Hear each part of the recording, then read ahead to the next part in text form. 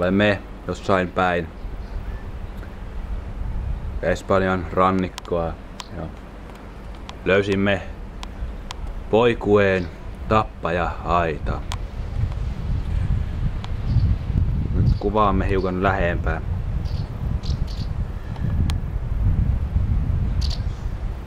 Niillä on erityinen tapa pyöriä pientä ympyrää ja etsiä samalla saalista. Ne ovat tällä alueella pyörineet jo 4 päivää tuossa samassa ympyrässä. Nyt on meidän asiantuntijamme vuoro kertoa hiukan tappajahaista. Ja tappajahan ei oo tämmönen perushai, että sillä on terävät hampaat ja paksu nahka.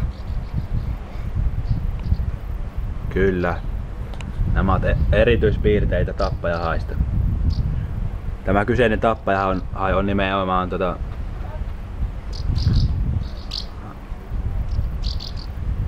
tämä on polveutunut Afrikan kolmivarvastappajahaista. Ja se on päätynyt jotenkin tänne Espanjan rannikolle. Afrikkahan näkyy tuolla meren toisella puolella. Tuossa noin. Siellä on Namibia. Namibia.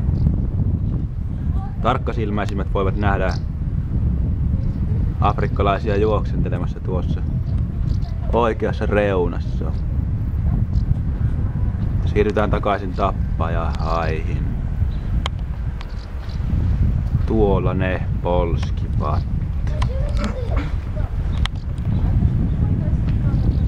Noin. Onko asiantuntijalle vielä lisättävää? Asiantuntija! Ne ovat erittäin vaarallisia. Kyllä.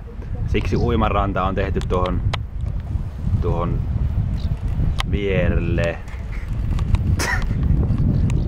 Tuolla kukkulan takana on uimaranta.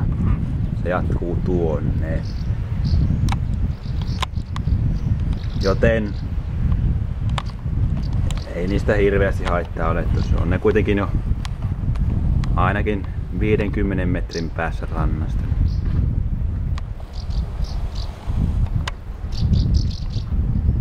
Tämä oli dokumenttimme Sukkulavalaista.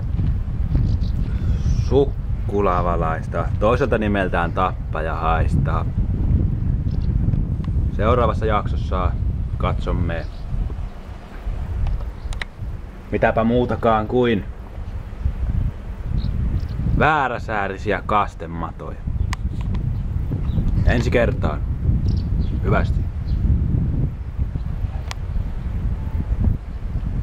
Ciao.